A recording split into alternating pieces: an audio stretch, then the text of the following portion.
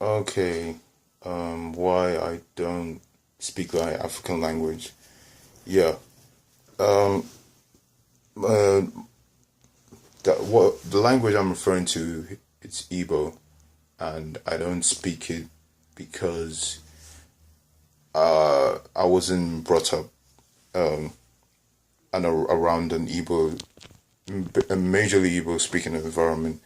Most of my friends, most of the people I hung out with didn't speak Igbo, and the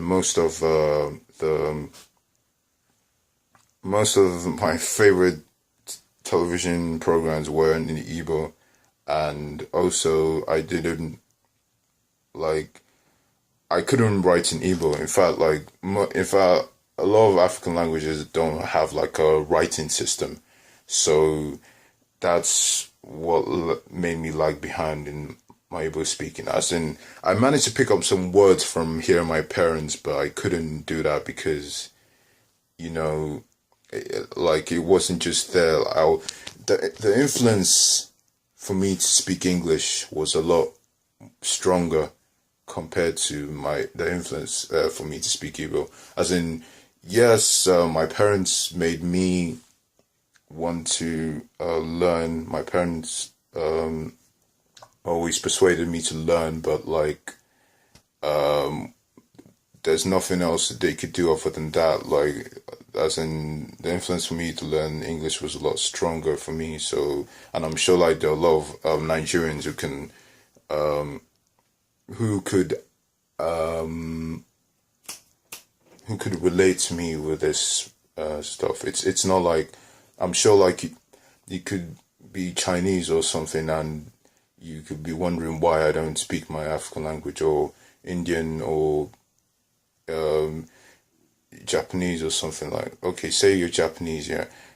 Imagine being in a environment where uh being raised in, well, like you as you grow up, all your friends, all your school friends, like, or all most of the friends you talk around will always talk in English, and the best television programs you could watch were in English, and the and like most of the people you hung around with always provoked you to speak English by speaking English themselves, and it, it's not easy, as in to try and it wouldn't be easy to try and speak Japanese no matter how much your parents want you to, especially if they know how to speak English and they find speaking to you in English a lot easier, especially when you're not really too interested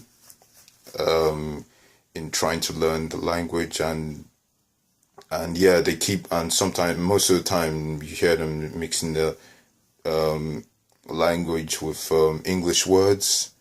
It just makes learning uh, the African language a lot more difficult for you. So yeah, that's it. Also, English is a universal language, and it's the most popular language in the world. So on the Chinese, so and compared to Igbo, and as in, I almost couldn't, apart from getting to know people at my Nigerian village, I almost didn't see the need to know Igbo. Whereas the my need to know and improve on my English was a lot higher, as in, for especially in terms of job working opportunities and working with other people in Nigeria who weren't of Igbo origin, like the Yoruba people, the Hausa people. Like, I had a mixture of Nigerian friends who went Igbo. So yeah, and yeah, that's it. That's in basically summing up the fact that in the influence, the need to speak English is a lot higher than from the need to speak Igbo.